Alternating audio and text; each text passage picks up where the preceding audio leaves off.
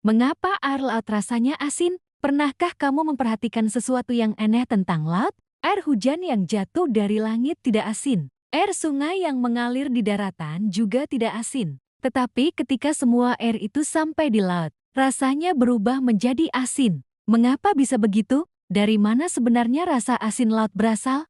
Jawaban dari pertanyaan sederhana ini ternyata menyimpan cerita tentang perjalanan bumi selama jutaan tahun. Laut yang menutupi planet kita. Jika kita melihat bumi dari luar angkasa, satu hal akan langsung terlihat. Planet kita berwarna biru. Itulah sebabnya bumi sering disebut sebagai planet biru. Sekitar 71% permukaan bumi tertutup oleh laut dan samudra. Lautan terbesar di dunia adalah Samudra Pasifik, yang luasnya bahkan lebih besar daripada seluruh daratan di bumi. Selain itu, masih ada Samudra Atlantik dan Samudra Hindia. Meskipun jaraknya sangat jauh satu sama lain, semua lautan di dunia memiliki satu kesamaan. Airnya asin. Tetapi bagaimana rasa asin itu bisa muncul? Laut mengandung garam.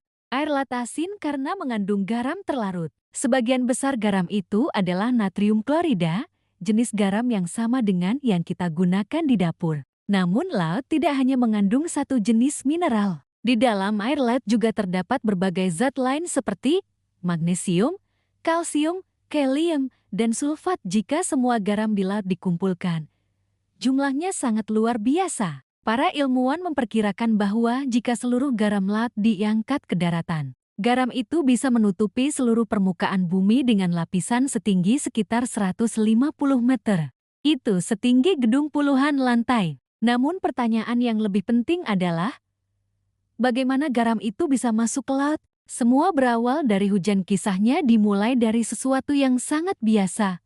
Hujan. Air hujan yang jatuh ke bumi sebenarnya sedikit bersifat asam. Ketika air hujan menyentuh batuan dan tanah, ia perlahan melarutkan mineral yang terkandung di dalamnya. Proses ini sangat lambat, tetapi terjadi terus-menerus selama jutaan tahun. Air yang mengalir dari pegunungan kemudian membentuk sungai. Sungai inilah yang membawa mineral-mineral kecil menuju laut. Salah satu contoh sungai terbesar di dunia adalah Sungai Amazon. Sungai seperti ini mengalirkan jutaan ton mineral ke laut setiap tahun. Mineral-mineral tersebut akhirnya menjadi garam laut. Mengapa laut tidak pernah tawar? Sekarang muncul pertanyaan lain. Jika laut terus menerima air dari hujan dan sungai, mengapa laut tidak menjadi tawar? Jawabannya ada pada proses penguapan.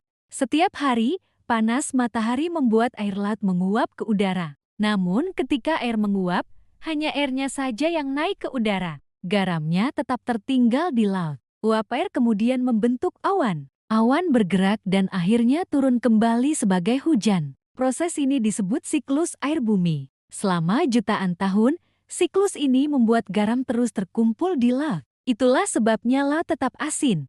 Apakah laut semakin asin?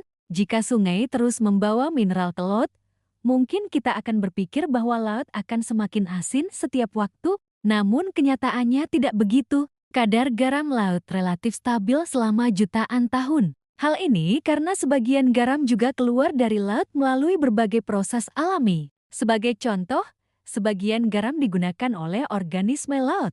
Sebagian lagi mengendap di dasar laut dan membentuk batuan. Ada juga garam yang terperangkap dalam proses geologi bumi. Karena adanya keseimbangan ini, tingkat keasinan laut tidak berubah secara drastis. Tempat paling asin di dunia menariknya, tidak semua perairan memiliki kadar garam yang sama. Ada tempat di bumi yang jauh lebih asin daripada laut biasa. Salah satu yang paling terkenal adalah Laut Mati. Di tempat ini, kadar garamnya sangat tinggi. Airnya begitu asin sehingga orang bisa mengapung dengan mudah tanpa berenang. Namun karena kadar garamnya ekstrem, hampir tidak ada makhluk hidup yang dapat bertahan di sana. Itulah sebabnya tempat ini disebut Laut Mati. Laut dan kehidupan di bumi meskipun rasanya asin, laut memiliki peran yang sangat penting bagi kehidupan di bumi. Laut membantu mengatur suhu planet. Laut juga menghasilkan sebagian besar oksigen yang kita hirup. Selain itu, laut menjadi rumah bagi jutaan spesies makhluk hidup. Bahkan banyak ilmuwan percaya bahwa kehidupan pertama di bumi berasal dari lautan. Tanpa laut, kehidupan seperti yang kita kenal saat ini mungkin tidak akan ada. Penutup. Jeti ketika kamu berdiri di pantai dan merasakan percikan air laut di bibirmu. Ingatlah bahwa rasa asin itu bukan sekadar rasa. Rasa asin itu adalah hasil dari perjalanan yang sangat panjang. Perjalanan air hujan yang jatuh dari langit. Perjalanan sungai yang membawa mineral dari gunung ke lautan. Dan perjalanan bumi yang berlangsung selama jutaan tahun. Setiap tetes air laut menyimpan cerita tentang bagaimana planet kita bekerja. Dan mungkin, setelah mengetahui cerita ini, rasa asin laut akan terasa sedikit lebih menakjubkan.